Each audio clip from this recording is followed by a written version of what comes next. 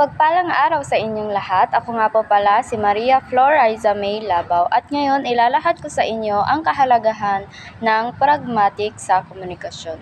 Ang komunikasyon ay isang mahalagang aspeto ng ating pang-araw-araw na buhay. Hindi lamang ito tungkol sa paggamit ng tamang gramatika at bokabularyo, kundi pati na rin sa tamang interpretasyon ng mensahe ayon sa konteksto.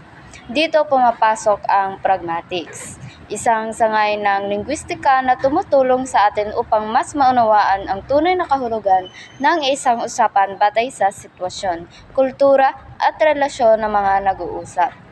Mahalaga ang pragmatic sa epektibong komunikasyon dahil ito ang tumutulong sa atin na maiwasan ang hindi pagkakaintindihan. Halimbawa, ang isang pangungusap ay maaaring magkaroon ng iba't ibang kahulugan depende sa tono ng pagsasalita o sa ekspresyon ng muka ng nagsasalita. Kung walang pragmatics, maaaring magkaroon ng maling interpretasyon at hindi pagkakaunawaan sa pagitan ng mga nag-uusap. Bukod dito, ang pragmatics ay nagbibigay daan sa atin upang maging mas sensitibo sa ating paraan ng pagkikipag-usap. Natutulungan tayo nitong pumili ng tamang salita at paraan ng pagpapahayag upang hindi tayo makasakit ng damdamin ng iba. Halimbawa, sa kulturang Pilipino, madalas tayong gumagamit ng magagalang na pananalita tulad ng po at opo upang ipakita ang respeto sa nakakatanda. Sunod naman ay ang epekto ng di-verbal na komunikasyon sa pragmatikong kahulugan ng usapan. Ang di-verbal na komunikasyon ay malaking epekto sa pragmatic meaning ng isang usapan. Kabilang dito ang kilos ng katawan, ekspresyon ng muka, tono ng boses, at iba pang sinasabing aspeto ng komunikasyon. Halimbawa, ang simpleng pagsabi ng salamat ay maaaring magkaroon ng iba't ibang kahulugan depende sa paraan ng pagbigkas nito. Kung ito ay sinabi ng may matamis na ngiti, ipinapakita nito ang taos-pusong pasasalamat.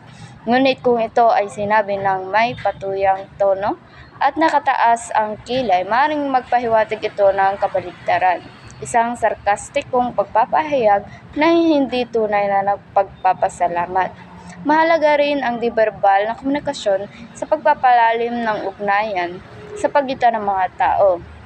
Ang simpleng pagtapik sa likod, pagtaas ng kilay o pagbibigay ng titig ay maaaring magpahayag ng damdamin nang hindi na kailangan sabihin ito sa salita.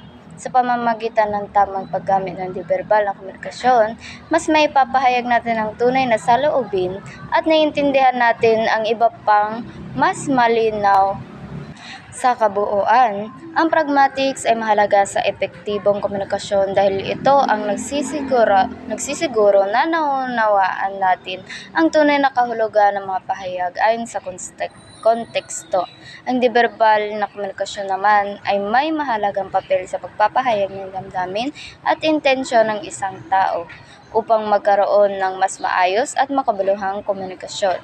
Mahalagang isaalang-alang ang parehong aspeto ng verbal at di-verbal na pakikipag-usap.